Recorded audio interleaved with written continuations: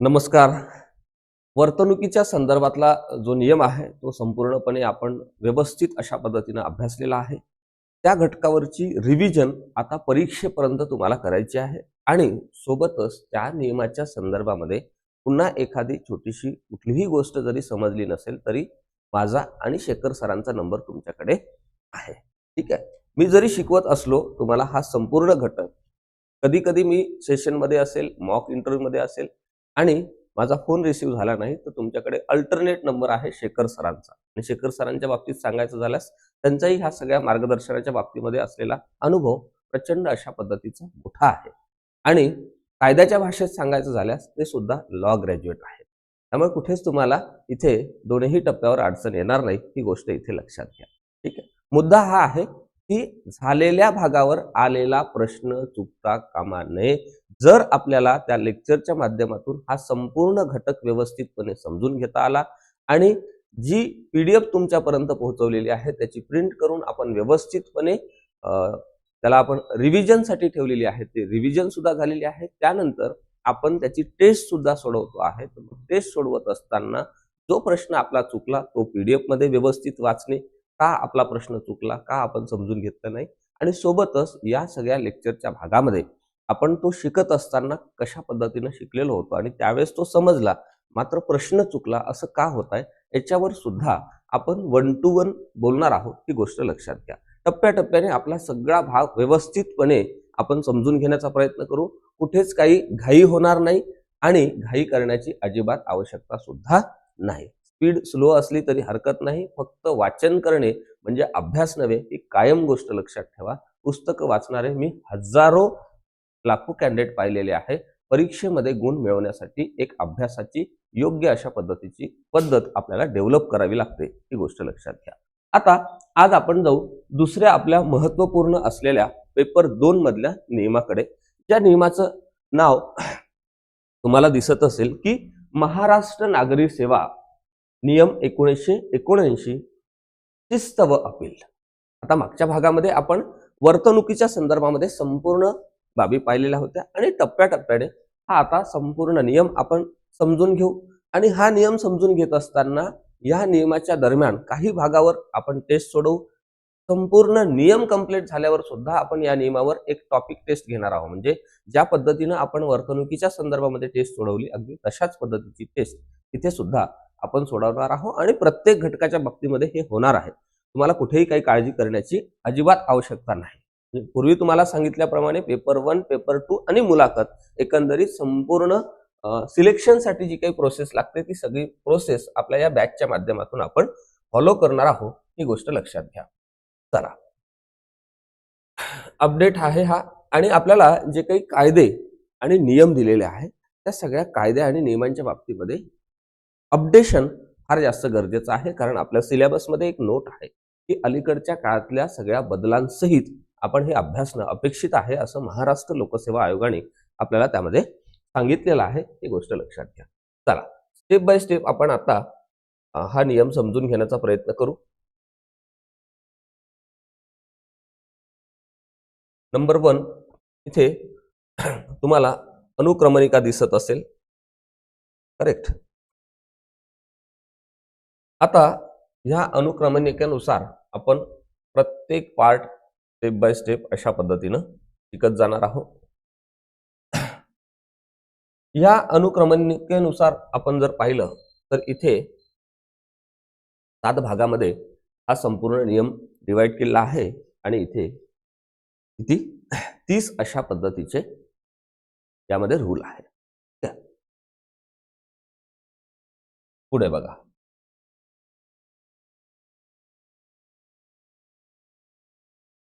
आता जाऊ आपण पहिल्या प्रकरणाकडे किंवा ज्याला आपण काय म्हणू पहिल्या नियमाकडे. इथून तर शेवटच्या भागापर्यंत असलेल्या सगळ्या बाबी यामधल्या व्यवस्थितपणे आपण समजून घेऊ.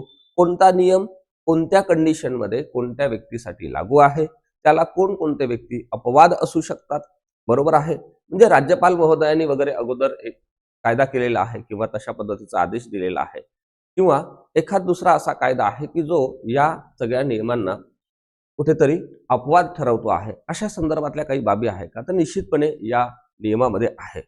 आणि ते कोणासाठी आहे, कोणत्या घटकासाठी आहे, कोणाच्या आदेशानुसार असेल तर ते त्या व्यक्तींसाठी हा नियम लागू होत नाही. अशा पद्धतीच्या अपवादात्मक बाबींवर सुद्धा प्रश्न या भागावर विचारणं अपेक्षित आहे, ही गोष्ट लक्षात घ्या. आणि इथेही प्रश्न विचारत असताना साधे प्रश्न, ज्याला आपण सिंगल सेंटेन्सचे प्रश्न म्हणतो, सोबतच रिकामी जागा, जोड्या लावा आणि उदाहरणादाखलचे प्रश्न सुद्धा इथे तयार होतात. हा संपूर्ण भाग स्टेप बाय स्टेप शिकत जात असताना आपण टेस्ट सोडवणार आहोत, त्यावेळेस निश्चितपणे ते सगळे प्रश्न तुम्हाला तिथे मी घेऊन येतोय आपल्या सगळ्या रिव्हिजनसाठी. ओके, चला इथे बघा, भारतातील किंवा भारतीय संविधानाच्या अनुच्छेद 309 नुसार, अनुच्छेद म्हणजे आर्टिकल, अर्थातच मी याला काय म्हणेल, मराठीमध्ये कलम म्हणतो.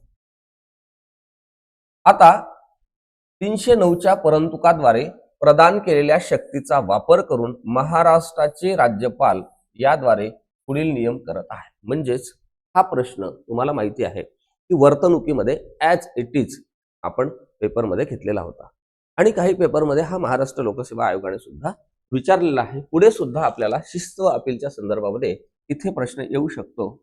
याला काय म्हणेल की इथे प्रश्न येऊ शकतो. हे जे सेंटेन्स आहे, हा जो पॉइंट आहे, तो आपल्याला व्यवस्थितपणे लक्षात ठेवायचा आहे.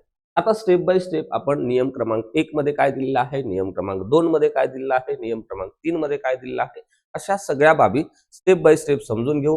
त्यातले सगळे महत्त्वाचे शब्दप्रयोग व्यवस्थितपणे समजून घेण्याचा निश्चितपणे प्रयत्न करू. नंबर 1, भाग 1 मध्ये सर्वसाधारण बाबी आपल्याला या ठिकाणी सांगितलेल्या आहे. 1 मध्ये सांगितलेलं आहे संक्षिप्त नाव आणि प्रारंभ. यानुसार एक उपनियम 1 मध्ये सांगितलं, या नियमांना महाराष्ट्र नागरी सेवा शिस्त व अपील नियम 1979 असे म्हणण्यात यावे. कोणत्या नियमाला? या नियमाला. बरोबर आहे. व्याख्याच केलेली आहे की महाराष्ट्र नागरी सेवा शिस्त व अपील नियम असं यांना आपल्याला 1979 असं म्हणायचं आहे. आणि 2 मध्ये सांगितलेलं आहे हे नियम 12 जुलै 1980 पासून अंमलात आले. म्हणजेच काय? अंमलात आले म्हणजेच लागू झाले. त्याला आपण काय म्हणतो? अंमलबजावणी म्हणतो. काय म्हणतो? अंमलबजावणी म्हणतो. तुम्हाला अंमलबजावणी आणि ज्याला आपण कायदा लागू होणे म्हणतो, कायदा अंमलात आणणे म्हणतो, याचं एक छोटंसं उदाहरण तुम्हाला मी सांगतो. तुम्ही जर बघितलं तर आपलं भारतीय संविधान तुम्हाला सर्वांना माहिती आहे की आपण स्वीकारलेलं आहे. ती तारीख वेगळी आहे. भारतीय संविधानाच्या बाबतीमध्ये मी तुम्हाला सांगतो की आपलं जे भारतीय संविधान आहे, हे भारतीय संविधान आपल्याला पेपर 2 मध्ये अभ्यासायचं सुद्धा आहे. सेम अशा पद्धतीचं सेंटेन्स आहे. त्यामध्ये कंसामध्ये काही बाबी दिलेल्या आहेत. शिक्षण विषयक तरतुदी, सेवा विषयक तरतुदी, संसद, राज्य विधिमंडळ, त्याच्या सगळ्या कामकाजाच्या पद्धती, त्याच्या सगळ्या समित्या यांचा व्यवस्थितपणे अभ्यास करायचा आहे विशेष रूपाने. आणि भारतीय संविधानाची संपूर्ण पार्श्वभूमी सुद्धा आपण अभ्यासणार आहोत. आता ह्या संविधानाच्या बाबतीमध्ये सांगायचं झाल्यास 26 नोव्हेंबर 1949 ला आपण स्वीकारलं. बरोबर आहे. म्हणजे ही सुद्धा बॅच तुम्ही घेतली त्या दिवशी लेक्चर पाहणं सुरू केले का? नाही. आज दिवस चांगला आहे, आज बॅच घेतो. ओके, मग अजून एक चांगला दिवस मी शोधतो, मग त्या दिवशी बॅच पाहणं चालू करतो. सरांनी नोट्स दिल्या पण मी आज प्रिंट काढणार नाही. का? कारण दिवस चांगला नाही. चांगला दिवस पाहून प्रिंट काढेल, चांगला दिवस पाहून वाचायला सुरुवात करेल. याला आपण काय म्हणतो? अंमलात आणणे म्हणतो. ठीक आहे. आता आपलं जे भारतीय संविधान आहे ते 26 नोव्हेंबर 1949 ला आपण काय केलं? स्वीकृत केलं. म्हणजे भारतीय राज्यघटनेचे शिल्पकार डॉक्टर भीमराव रामजी आंबेडकर यांनी संविधान बनवलं आणि अध्यक्ष महोदयांकडे सुपूर्द करून दिलं. तो संविधानावरचा फोटो तुम्ही बघितला असेल की बाबासाहेब अध्यक्ष महोदयांना संविधान देत आहे. ओके, आता इथे स्वीकृत केलं मात्र अंमलात आणलं नाही. आता हे संविधान 26 जानेवारी 1950 पासून लागू झालं. हा तो फरक आहे. स्वीकृत आणि लागू मधला. बरोबर आहे. आणि या दिवसाचं इतिहासामध्ये एक मोठं अशा पद्धतीचं महत्व आहे. एक मेमोरेबल डे आपल्या इतिहासामध्ये 26 जानेवारीच्या संदर्भाने राहिलेला आहे. भारतीय राष्ट्रीय काँग्रेसच्या माध्यमातून स्वातंत्र्य चळवळीमध्ये 26 जानेवारी 1930 हा दिवस पहिल्यांदा स्वातंत्र्य दिन म्हणून पाळला गेला. त्या प्रित्यर्थ किंवा त्याची एक चांगली आठवण म्हणून आपण आपल्या लोकशाही प्रधान देशाला आपलं जे संविधान लागू केलेलं आहे हे संविधान 26 जानेवारी 1950 पासून लागू केलेलं आहे. ही गोष्ट लक्षात घ्या.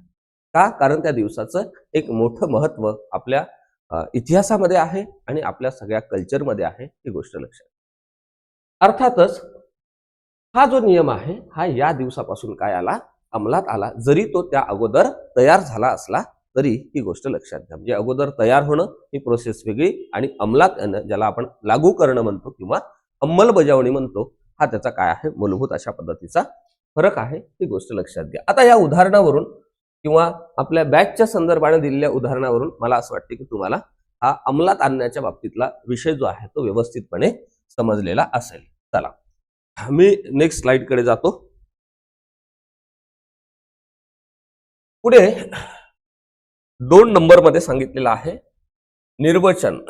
या नियमामध्ये संदर्भानुसार अन्यथा आवश्यक नसेल तर असा क्लॉज दिलेला आहे. अ मध्ये सांगितलेलं आहे शासकीय कर्मचाऱ्यांच्या संबंधामध्ये नियुक्ती प्राधिकारी याचा अर्थ काय. तर याचा अर्थ दिलेला आहे नंबर 1 शासकीय कर्मचारी त्यावेळी ज्या सेवेतील सदस्य असेल त्या सेवेमध्ये किंवा शासकीय कर्मचाऱ्याच्या सेवेच्या ज्या श्रेणीमध्ये म्हणजे अ श्रेणी ब श्रेणी बरोबर आहे क श्रेणी अशा पद्धतीच्या श्रेणी शासनामध्ये असतात त्यावेळी समावेश केलेला असेल त्या श्रेणीमध्ये नियुक्ती करण्यास सक्षम असणारा प्राधिकारी असा त्याचा अर्थ होतो.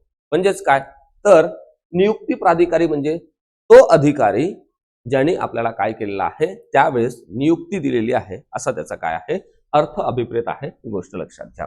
पुढे 2 मध्ये सांगितलेलं आहे शासकीय कर्मचारी जे पद त्यावेळी धारण करीत असेल त्या पदावर नियुक्ती करण्यास सक्षम असणारा प्राधिकारी असा त्याचा काय होतो अर्थ होतो. ही गोष्ट लक्षात घ्या.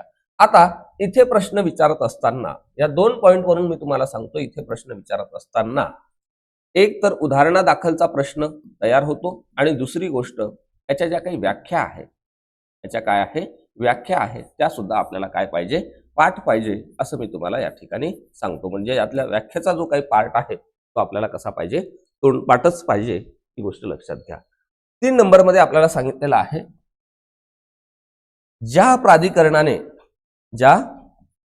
प्राधिकाराने शासकीय कर्मचाऱ्याची नियुक्ती अशा सेवेत श्रेणीमध्ये किंवा प्रकरण परत्वे अशा पदावर केली असेल तो प्राधिकारी असा त्याचा अर्थ आहे. किंवा शासकीय कर्मचारी अन्य कोणत्याही सेवेचा स्थायी सदस्य असून कोणता सदस्य स्थायी सदस्य असून किंवा अन्य कोणतेही स्थायी पद कायम धारक करीत असून शासनाच्या अखंड सेवेत असतो अशा बाबतीमध्ये ज्या प्राधिकरणाने किंवा प्राधिकाऱ्याने त्याची त्या सेवेमध्ये किंवा त्या सेवेतील कोणत्याही श्रेणीत किंवा त्या पदावर नियुक्ती केली असेल तर तो प्राधिकारी किंवा त्यापैकी जो अत्युच्च असेल तो प्राधिकारी असा त्याचा अर्थ होतो. म्हणजे जॉईनिंग ऑथॉरिटी ही हायरच असते तुम्हाला सगळ्यांना माहिती आहे. पुढे बघा ब मध्ये सांगितलेला आहे आयोग. आता ह्या आयोग याचा अर्थ काय आयोग याचा अर्थ काय किंवा या नियमांच्या अधीन आयोग हा शब्द प्रयोग वापरलेला आहे नियम क्रमांक 1 मध्ये. तर त्याचा अर्थ काय आहे असा आपल्याला प्रश्न विचारला जाऊ शकतो आणि प्रश्न विचारल्यानंतर पर्यायामध्ये 1 नंबरवर महिला आयोग 2 नंबरवर बाल संरक्षण आयोग 3 नंबरवर मानवी हक्क आयोग आणि 4 नंबरवर महाराष्ट्र लोकसेवा आयोग अशा पद्धतीचे पर्याय त्या ठिकाणी येतात. आणि वरवर आपण काहीतरी वाचलेलं आहे किंवा वाचलेलंच नाही डायरेक्ट आपण परीक्षेला गेलो की आपल्याला असं वाटतं की आपल्या विभागाची परीक्षा लक्षात घेता कुठलं तरी आपण एक उत्तर टिक करण्याचा प्रयत्न करतो. मात्र या ठिकाणी आयोग या शब्दाचा अर्थ तोच घेणं अभिप्रेत आहे जो या नियमांच्या अधीन सांगितलेला आहे नियमांमध्ये सांगितलं. आपल्याला वाटतो अशा पद्धतीचं उत्तर त्या ठिकाणी देता येत नाही. म्हणून या नियमाअंतर्गत आयोग या शब्दाचा शब्दशः अर्थ या ठिकाणी महाराष्ट्र लोकसेवा आयोग असा होतो. म्हणजेच काय, एमपीएससी होतो. ओके, पर्यायामध्ये काही असलं तरी ठीक आहे. ह्या गोष्ट या ठिकाणी लक्षात घ्या. त्यानंतर क मध्ये सांगितलेलं आहे शिस्तभंग विषयक प्राधिकारी. अत्यंत महत्वाचा विषय आहे. अत्यंत महत्वाचा विषय आहे. आता शिस्तभंगाच्या संदर्भामध्ये म्हणजे डिसिप्लिनचे जे डिपार्टमेंट आहे, विशेष करून पोलीस डिपार्टमेंट असेल, आर्मी असेल, डिफेन्स असेल, यांना आपण त्यांच्या ज्या डिसिप्लिन पाहतो, फार प्रचंड अशा पद्धतीचं डिसिप्लिन इथे पाहायला मिळतात. मात्र नागरी सेवेमध्ये काम करत असताना किंवा शासनामध्ये काम करत असताना आपल्याला सुद्धा काहीतरी शिस्तीमध्ये काम करावं लागतं. आपल्याला सुद्धा एक डिसिप्लिन पाळावी लागते. त्या सगळ्या संदर्भामध्ये शासनाचे गाईडलाईन्स असतील किंवा शासनाचे ठरवून दिलेले नियम असतील की त्या नियमामध्येच आपल्याला आपली कृती करावी लागते. दैनंदिन आपलं जीवन जगत असताना सुद्धा, त्या कृती करताना सुद्धा आपल्याला ह्या सगळ्या नियमांचं भान ठेवावं लागतं एक शासकीय कर्मचारी म्हणून. ही गोष्ट इथे लक्षात घेणं फार जास्त गरजेचं आहे. म्हणून आता ह्या शिस्तीच्या बाबतीमध्ये समजा आपण भंग केलेला आहे, बरोबर आहे. मी पहिल्या टप्प्यामध्ये वर्तणुकीचा नियम तुम्हाला समजावून सांगत असताना एक गोष्ट सांगितलेली होती की नियम आहे, अर्थातच नियमांचा कोणतरी भंग करणार आहे, बरोबर आहे. मग नियमांचं भंग जर होत असेल तर त्या बाबतीमध्ये काही प्रावधान आहे का, काही त्याच्यासाठी तरतुदी केलेल्या आहे का, ज्याला आपण शास्ती म्हणतो किंवा शिक्षा म्हणतो किंवा दंड म्हणतो, अशा पद्धतीची काही प्रावधान आहे का. आणि त्या नियमांना काही बाबतीमध्ये अपवाद असतात किंवा काही संस्था असेल, काही व्यक्ती असेल, अपवाद असतात प्रत्येकच नियमांना. तर निश्चितपणे ह्या नियमाला कोणी अपवाद आहे का, तर ते अपवाद सुद्धा लक्षात ठेवणं गरजेचं आहे. आता इथे क मध्ये आपल्याला सांगितलेलं आहे की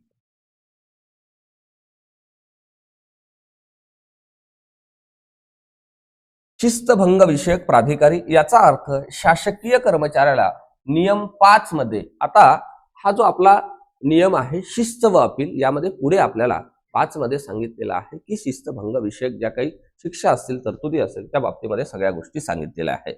त्यामध्ये विनिर्दिष्ट केलेल्या शिक्षापैकी कोणतीही शिक्षा करण्यास या नियमानुसार सक्षम प्राधिकारी असा आहे. म्हणजे शिस्तभंग विषयक प्राधिकारी म्हणजे आपण या सगळ्या नियमांचं उल्लंघन करत असेल तर आपल्याला जी काही व्यक्ती किंवा प्राधिकारी त्या सगळ्या संदर्भामध्ये कारवाई करणार आहे, ती कारवाई करणारी व्यक्ती म्हणजे शिस्तभंग विषयक प्राधिकारी. आणि या सगळ्या संदर्भामध्ये याच आपल्या शिस्त व अपील नियमामध्ये पुढच्या भागामध्ये 5 क्रमांकामध्ये, नियम क्रमांक 5 मध्ये आपल्याला ह्या सगळ्या बाबी डिटेलमध्ये सांगितलेल्या आहेत. त्या नियम क्रमांक 5 मध्ये ज्या व्यक्तीचा उल्लेख केलेला आहे किंवा ज्या पोझिशनचा उल्लेख केलेला आहे, ती व्यक्तीच त्या ठिकाणी शिस्तभंग विषयक प्राधिकारी तिला म्हटलं जातं. ही गोष्ट लक्षात घ्या. पुढे जाऊ आपण आता एचओडी कडे. एचओडी म्हणजे विभाग प्रमुख, हेड ऑफ डिपार्टमेंट. चला, इथे दिलेला आहे ड मध्ये विभाग प्रमुख. याचा अर्थ महाराष्ट्र नागरी सेवेच्या सर्वसाधारण शर्ती नियम 1981च्या नियम 9च्या खंड 22 मध्ये नेमून दिल्याप्रमाणे. इथे मी तुम्हाला हे सांगेल की प्रश्न कसा येतो, थेट येतो. मी ज्या काही बाबी इथे लिहितोय ना, बोलतोय, ह्या सगळ्या रेकॉर्डवर तुमच्याकडे आहे. कधीपर्यंत आहे, तुमचा पेपर होतपर्यंत आहे. पेपर झाल्यानंतर तुम्हाला काही फार जास्त उपयोगाच्या नाही आहे, ठीक आहे. म्हणून ह्या सगळ्या रेकॉर्डवरच्या गोष्टींकडे विशेष अशा पद्धतीचा लक्ष द्या बरं का. कारण वेगवेगळ्या परीक्षांना शिकवण्याचा, मार्गदर्शन करण्याचा पूर्व अनुभव हा प्रचंड असल्या कारणानं मी तुम्हाला इथे हे सगळं थेट सांगतो. म्हणजे इथे प्रश्न विचारत असताना मी तुम्हाला काय म्हणतोय की थेट प्रश्न येतो, असाच येतो. त्यामुळे इथे तुम्हाला फार जास्त डोकं लावण्याची आवश्यकता नाही. हे सेंटेन्स ॲज इट इज काय करून टाका, पाठ करून टाका. आणि कुठे कॉम्प्लिकेटेड प्रश्न येऊ शकतो, कुठे नवीन प्रश्न तयार होऊ शकतो, कुठे उदाहरणादाखल प्रश्न तयार होऊ शकतो, हे मी निश्चितपणे तुम्हाला सांगतो. आणि तशा पद्धतीचे प्रश्न तुमच्याकडून सराव पेपरच्या माध्यमातून सोडवून सुद्धा घेतोय. ही गोष्ट लक्षात घ्या. म्हणजे इथे काय आहे, विभाग प्रमुख याचा अर्थ महाराष्ट्र नागरी सेवा सर्वसाधारण सेवेच्या ज्या काही शर्ती आहेत नियम 1981चा, त्यामध्ये नियम 9च्या खंड 22 मध्ये नेमून दिल्याप्रमाणे असा त्याचा अर्थ आहे. ही गोष्ट लक्षात घ्या. चला,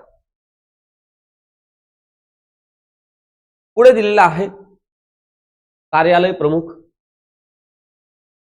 पुढे दिलेला आहे कार्यालय प्रमुख. आता इथे आपण पाहू कार्यालय प्रमुख याचा अर्थ काय होतो. बघा ई मध्ये दिलेला आहे, हा ई सुद्धा लक्षात ठेवा. ठीक आहे, ऑप्शन मध्ये या ई चा असा ई जरी झाला ना तरी काय पडतो, फरक पडतो आणि उत्तर बदलते, ही गोष्ट लक्षात घ्या. ऑब्जेक्टिव्ह परीक्षांमध्ये प्रचंड अशा पद्धतीचा बारकाईने अभ्यास करावा लागतो, परफेक्शन लागतं. इथे त मम चालत नाही, इथे परफेक्टच माहिती लागते. बरोबर आहे. पुढे बघा, याचा अर्थ मुंबई वित्तीय नियम 1959च्या नियम 2च्या खंड 10 अन्वये कार्यालय प्रमुख असल्याचे जाहीर केलेला प्राधिकारी असा त्याचा अर्थ आहे. म्हणजे इथे सुद्धा मी म्हणेल की प्रश्न कसा येतो, थेट प्रश्न येतो, ऍज इट इज हे सेंटेन्स आपल्याला काय पाहिजे, पाठ पाहिजे. पुढे बघा, फ मध्ये सांगितलेलं आहे शासन, आणि जिथे जिथे आपल्याला या सगळ्या नियमाच्या संदर्भाने शासन याचा पद्धतीचा उल्लेख होईल त्या अर्थानं त्या ठिकाणी महाराष्ट्र शासन असा त्याचा उल्लेख आहे, असं या ठिकाणी अभिप्रेत आहे, हे लक्षात ठेवणं गरजेचं आहे. पुढे ग मध्ये सांगितलेलं आहे शासकीय कर्मचारी याचा अर्थ काय. शासकीय कर्मचारी याचा अर्थ काय, तर याचा अर्थ सुद्धा आपण डिटेलमध्ये आता समजून घेऊ. शासकीय कर्मचारी या अंतर्गत कोण कोण येतं ते आपण इथे व्यवस्थितपणे समजून घेऊ. आता तुम्हाला समजा विचारलं की शासन यामध्ये कोण अभिप्रेत आहे, तर महाराष्ट्र शासन. आयोग या शब्दप्रयोगामध्ये अभिप्रेत कोण आहे, तर महाराष्ट्र लोकसेवा आयोग अभिप्रेत आहे, ही गोष्ट लक्षात घ्या. ठीक आहे. पुन्हा तुम्हाला ही एक गोष्ट या ठिकाणी सांगतो की हा संपूर्ण नियम झाल्यानंतर आपण प्रश्नपत्रिका तर सोडवून घेणारच आहोत, ज्याला आपण टॉपिक टेस्ट म्हणतो, आणि सोबतच याची रिव्हिजन सुद्धा आपण करून घेणार आहोत, ही गोष्ट लक्षात.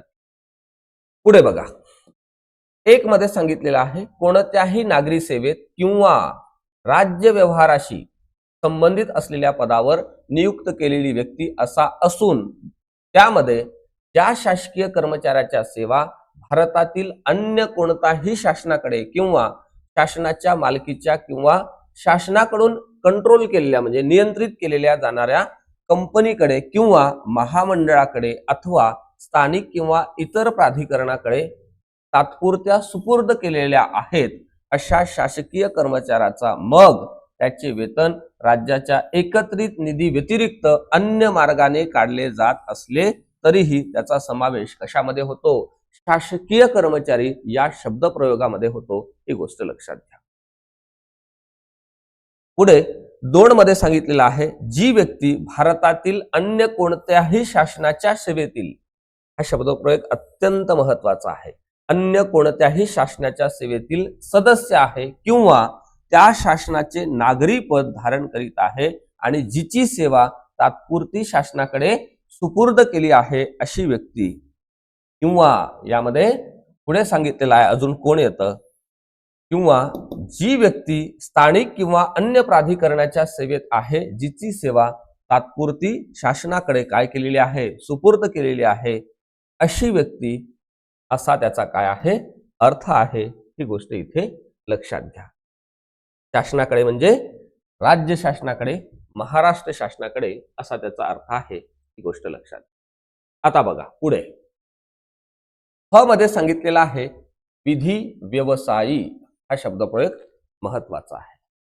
विधी व्यवसायी, बघा याचा अर्थ अधिवक्ता, वकील किंवा कोणत्याही उच्च न्यायालयाचा, हा शब्दप्रयोग अत्यंत महत्वाचा आहे. इथे प्रश्नाचा टोन बदलू शकतो. कोणत्याही उच्च न्यायालयाचा न्याय प्रतिनिधी, मुखता किंवा महसूल अभिकर्ता असा त्याचा काय आहे, अर्थ आहे. इथे सुद्धा प्रश्न विचारत असताना थेट प्रश्न विचारला जातो, मात्र कन्फ्यूज करण्यासाठी महाराष्ट्रातलंच हायकोर्ट असा वगैरे उल्लेख होऊ शकतो. तर इथे उल्लेख काय आहे, कोणत्याही उच्च न्यायालयाचा न्याय प्रतिनिधी, आलं का लक्षात, असा त्याचा अर्थ आहे.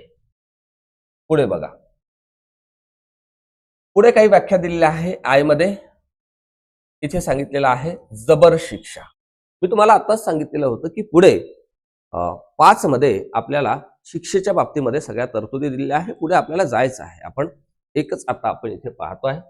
याचा अर्थ नियम 5च्या पोटनियम 1च्या बाबी 5 ते 9 दोन्ही धरून यामध्ये विनिर्दिष्ट केलेल्या शिक्षापैकी कोणतीही शिक्षा असा त्याचा अर्थ आहे. इथे स्पष्ट लक्षात ठेवायचं आहे, ॲज इट इज लक्षात ठेवायचं आहे. जबर शिक्षा याचा अर्थ नियम क्रमांक 5 मध्ये दिलेली सगळी शिक्षा, ही बाब लक्षात ठेवा. जे मध्ये सांगितलेलं आहे किरकोळ शिक्षा. आता शिक्षेचे 2 प्रकार इथे दिलेले आहेत. एक किरकोळ शिक्षा आणि दुसरी जबर शिक्षा. अशा पद्धतीची किरकोळ म्हणजे एकदम छोटीशी नॉर्मल काहीतरी, बरोबर आहे, आणि जबर म्हणजे थोडेसे जास्त प्रावधान असलेली. किरकोळ याचा अर्थ नियम 5च्या पोट नियम 1च्या बाबी 1 ते 4 दोन्ही धरून यामध्ये विनिर्दिष्ट केलेल्या शिक्षापैकी कोणतीही शिक्षा असा होतो. आता इथे प्रश्न विचारत असताना, या भागावर प्रश्न विचारत असताना तुमचं कन्फ्युजन कुठे होऊ शकते आणि प्रश्न कुठे चुकू शकतो हे पहिल्यांदा लक्षात घ्या. आपल्याला माहित आहे की सरांनी सांगितलं जबर शिक्षा आणि किरकोळ शिक्षा हे दोन्हीही आपल्याला कुठे आहे, तर निश्चितपणे 5 नियम क्रमांकामध्ये दिलेले आहे. मात्र इथे आपली गडबड होऊ शकते. आपल्याला जबर शिक्षा विचारलेली आहे आणि ती 5च्या पोट नियम 1च्या बाबी ज्या आहे 5 ते 9 या अंतर्गत म्हणजे दोन्ही धरून असं विचारलेलं आहे, आणि किरकोळच्या बाबतीमध्ये 1 ते 4 असा उल्लेख आहे. आणि हे खालीवर होऊ शकतं. सेंटेन्स किरकोळ विचारतात आणि त्यामध्ये 5 ते 9 टाकतात, आणि जबर शिक्षा विचारतात त्यामध्ये 1 ते 4 टाकतात, आणि म्हणतात की पुढील विधानांचा विचार करा, त्यापैकी योग्य विधान निवडा. दोन्ही विधानं योग्य इथे होणार नाही. का?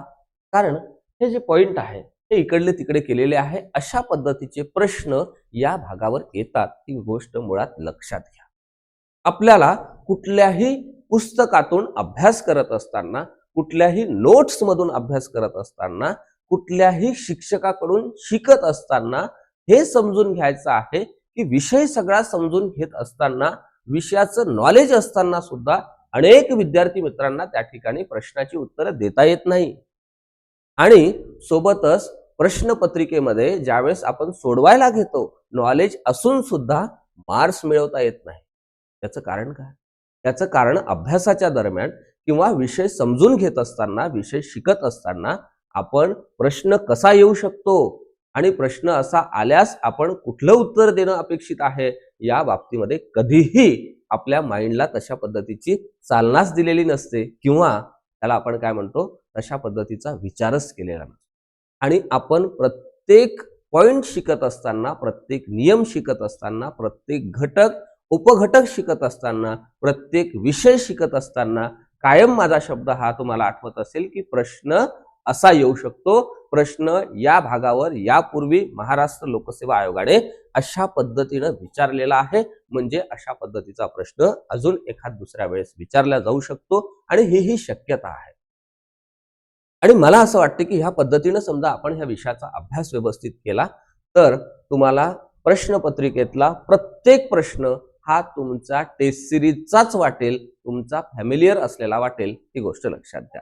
म्हणून व्यवस्थितपणे समजून घ्यायचं आणि घाई कुठेच करायची नाही, प्रश्न चुकू द्यायचा नाही. चला नेक्स्ट जाऊ. म्हणजे इथे कन्फ्यूज होण्याचं जे काही चिन्ह होते ती मी तुम्हाला दूर करून दिलेली आहे. नेक्स्ट आपण जाऊ.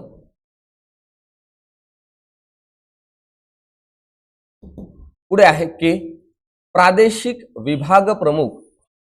आता याची डेफिनेशन आपण पाहू. म्हणजे मुंबई वित्तीय नियम 1959 आणि शासनाच्या अन्य वित्तीय नियमाच्या प्रयोजनार्थ घोषित केलेला प्रादेशिक प्रमुख किंवा प्रादेशिक कार्यालय प्रमुख होय, असा त्याचा काय आहे अर्थ आहे. मी याला काय करतो, IMP करतो, आणि इथे सुद्धा प्रश्न विचारत असताना कसा येईल, थेट येईल. हे सेंटेन्स या ठिकाणी आपल्याला पाठ ठेवायचा आहे. पुढे ल मध्ये दिलेला आहे सेवा. त्याचा अर्थ राज्याची नागरी सेवा असा त्याचा काय आहे अर्थ अभिप्रेत आहे, ही गोष्ट लक्षात घ्या. आणि म मध्ये सांगितलेला आहे राज्य, म्हणजेच कुठलं, आपलं कुठलं राज्य, महाराष्ट्र. या ठिकाणी राज्य याचा अर्थ महाराष्ट्र राज्य असा आहे. आणि जगाच्या पाठीवर, देशाच्या पाठीवर एक समृद्ध आणि सुसंस्कृत महान अशा पद्धतीचं आपलं काय आहे, राज्य आहे. म्हणून आपण महाराष्ट्राला काय म्हणतो, महाराष्ट्र म्हणतो. ही गोष्ट या ठिकाणी लक्षात. छत्रपती शिवरायांची भूमी म्हणजे महाराष्ट्र, संतांच्या विचारांची भूमी म्हणजे महाराष्ट्र, चांगल्या संस्कृतीचा एक ज्याला आपण संदेश देणारी भूमी म्हणजे महाराष्ट्र, क्रांतिकारकांची भूमी म्हणजे महाराष्ट्र, जगाला आदर्श नेतृत्वाची, ज्याला आपण काय म्हणतो, संधी देणारं राज्य म्हणजे महाराष्ट्र. त्यामुळे आपण सर्वांनी एक महाराष्ट्राचे नागरिक म्हणून, महाराष्ट्रामध्ये आपला जन्म झाल्यामुळं आपण खरं तर या भूमीला धन्यवाद देखील द्यायला पाहिजे. कारण कुठल्या तरी मागच्या जन्मीचं किंवा मागच्या काळातलं काहीतरी आपलं पुण्य असेल म्हणून इतक्या पवित्र आणि पावनभूमीमध्ये आपला जन्म झालेला आहे. इतिहासामध्ये अजून डिटेलमध्ये आपण शिकू. आपला महाराष्ट्र इतिहास तिकडे होणारच आहे. चला पुढे जाऊ.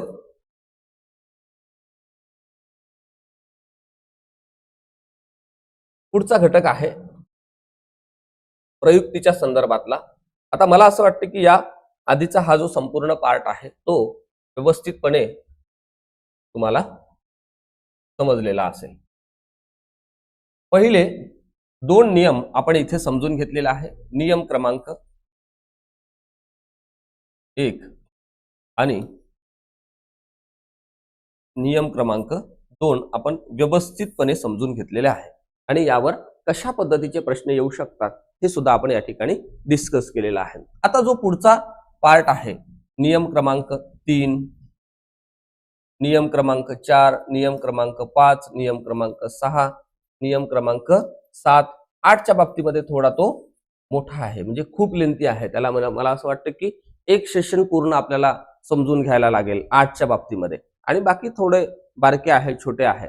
तर या बाबतीमध्ये जिथे नियम छोटे आहेत तिथे 2, 3, 4 नियम आपण एका सेशन मध्ये पाहण्याचा प्रयत्न करू, आणि ज्या ठिकाणी नियमाची व्याप्ती जास्त आहे किंवा नियमांच्या बाबतीमध्ये दिलेली माहिती खूप जास्त आहे तिथे त्याला आपण काय म्हणू की एक सलग लेक्चर तिथे घेऊ, ज्या बाबतीमध्ये 8 नियमांच्या बाबतीमध्ये आपल्याला पाहायला म्हणजे नियम क्रमांक 8 मध्ये याच अंतर्गत थोडं डिटेलमध्ये आपल्याला जावं लागतं आणि त्यामध्ये भरपूर साऱ्या बाबी सुद्धा दिलेल्या आहेत. आजच्या या भागात मी इथेच थांबतो. आपण नेक्स्ट सेशन मध्ये इथून जो पुढचा भाग आहे नियम क्रमांक 3, 4, 5 आणि पुढे आपण कंटिन्यू करू. चला, थँक्यू.